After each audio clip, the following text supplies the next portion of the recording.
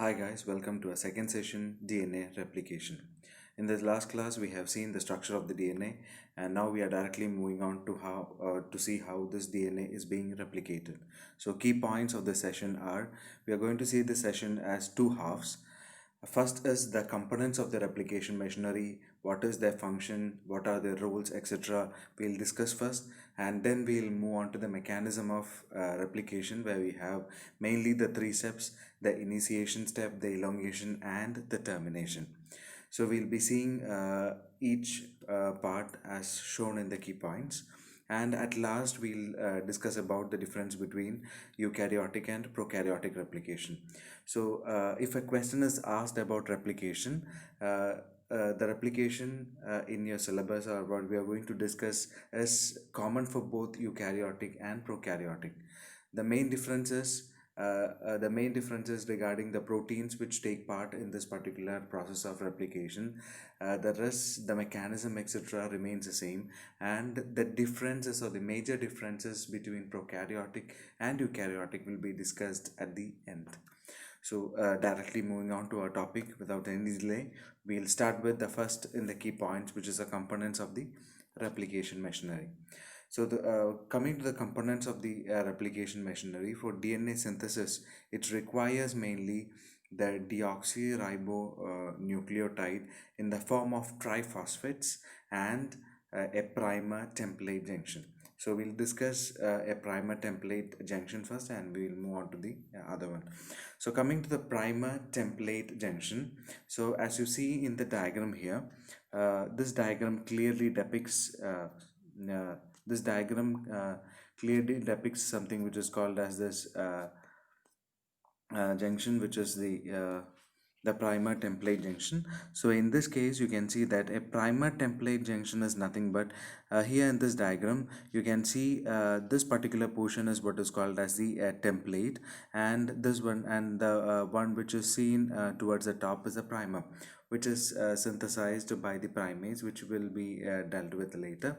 So here you can see a junction. A junction means here there is a junction between the template as well as the primer, and this is a junction where you can see a double stranded region and a single stranded region. Double stranded region is this particular region where the primer is complementary, or primer has already formed hydrogen bond with the complementary bases, and the rest region is a single stranded DNA. So a primer template junction is a single stranded double stranded junction, and this provides, or this particular area is the region which provides the starting point for DNA replication.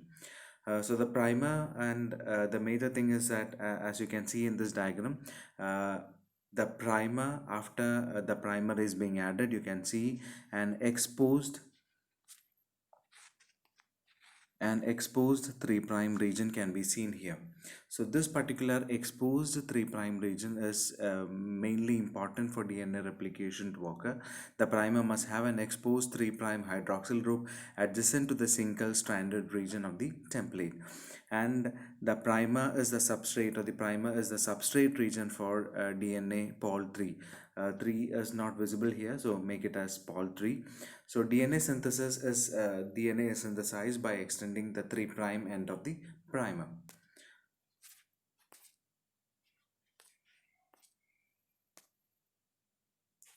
Coming to the second one, that is the nucleotides. That is a second component of the DNA synthesizing machinery. So you need 4 deoxyribonucleotide triphosphates in the form of they are required in the form of triphosphate, because while adding, as you see in this particular diagram, while adding, so they are added in the form of triphosphate. One phosphate will be bonded here.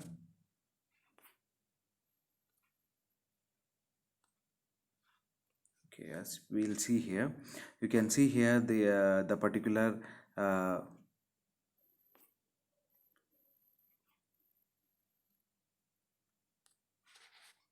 so here you can see the primer here, and a new base is being added, and it is in the form of triphosphate, where you can see 3 P's being attached to this. Of this, phosphate will be removed and one phosphate is being added here for the formation of the phosphodiester bond. So that's why we require phospho or deoxyribonucleotide triphosphates for DNA synthesis to occur. So all the three nucleoside triphosphates are required here, that is GTP, CTP, ATP as well as thymine triphosphates. After this, the third component that is required for DNA synthesis or replication is the enzymes. So we are going to see a set of enzymes. So the set of enzymes, the main enzymes that is required for DNA replication is the DNA polymerases. And in E. coli or in prokaryotes, you have 5 DNA polymerases, which is numbered in Roman letters 1 to 5, of which 1 to 3 or only 1 and 3 are involved in DNA replication. Pole 1 is also called as Kornberg enzyme. So please note this. This can be asked as a 1-mark question, Kornberg enzyme. So don't confuse it. Pole 1 is the Kornberg enzyme. And the main function of Kornberg enzyme or pole 1 is the RNA primer removal and DNA repair. So this can be discussed in the later mechanism, what is RNA primer removal, etc. So the function of pole 1 is to remove the primer and the other one is in DNA repair. Pole 1 has it as a single subunit or a single or a monomeric enzyme which is having 3 catalytic site. One is for DNA synthesis in the as normal synthesis in 5' to 3' direction, and it is having 2 exonuclease activity, in the sense that exonuclease means it can cleave off the phosphodiester bond at the ends of a DNA. We have studied about endonuclease in biotechnology. This is exonuclease. Exonuclease means it will be cleaving the phosphodiester bond at the ends of a DNA fragment.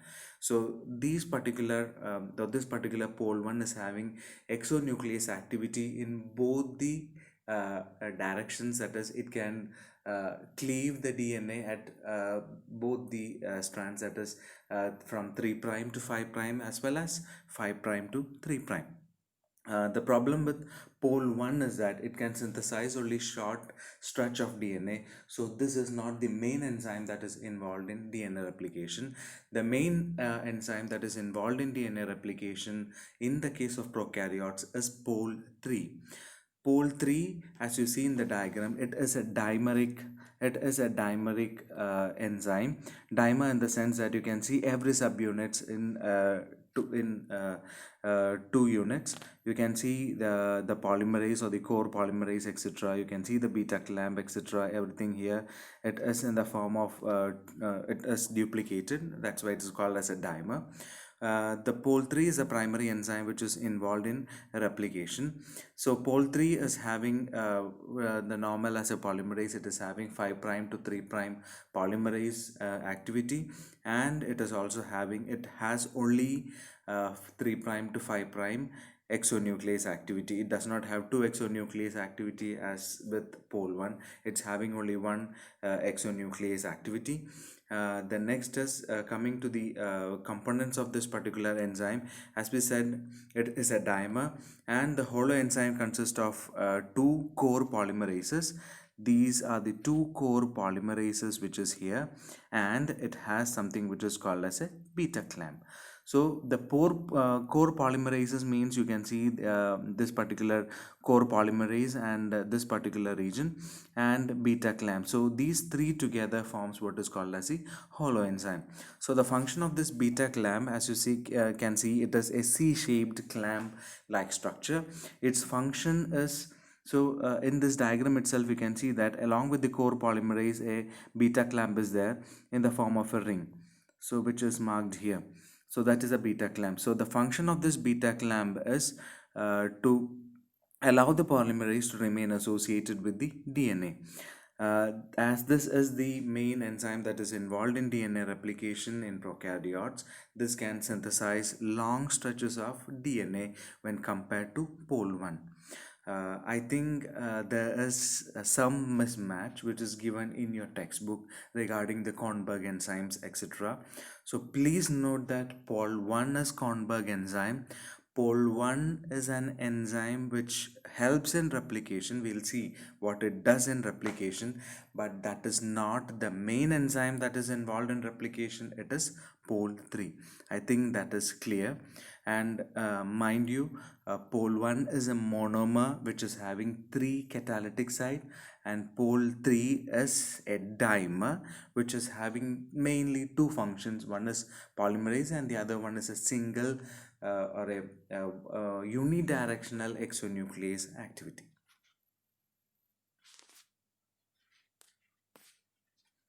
So coming to the next enzyme, so after that we have completed the set which is called as polymerases. Next is ligases.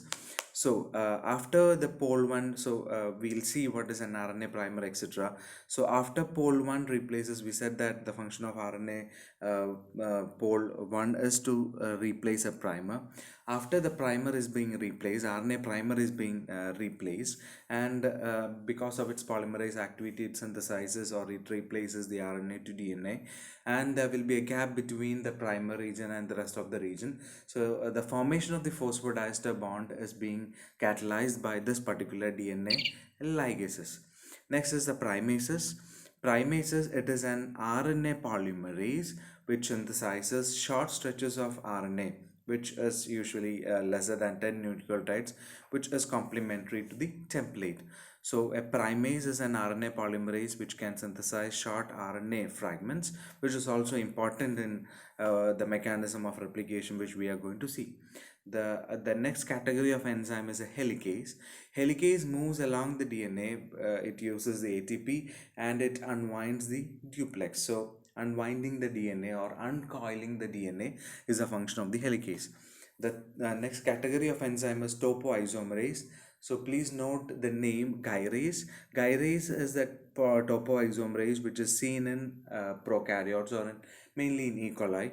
So please note the term gyrase, which can also be asked for a 1-mark question. Gyrase, it is a topoisomerase.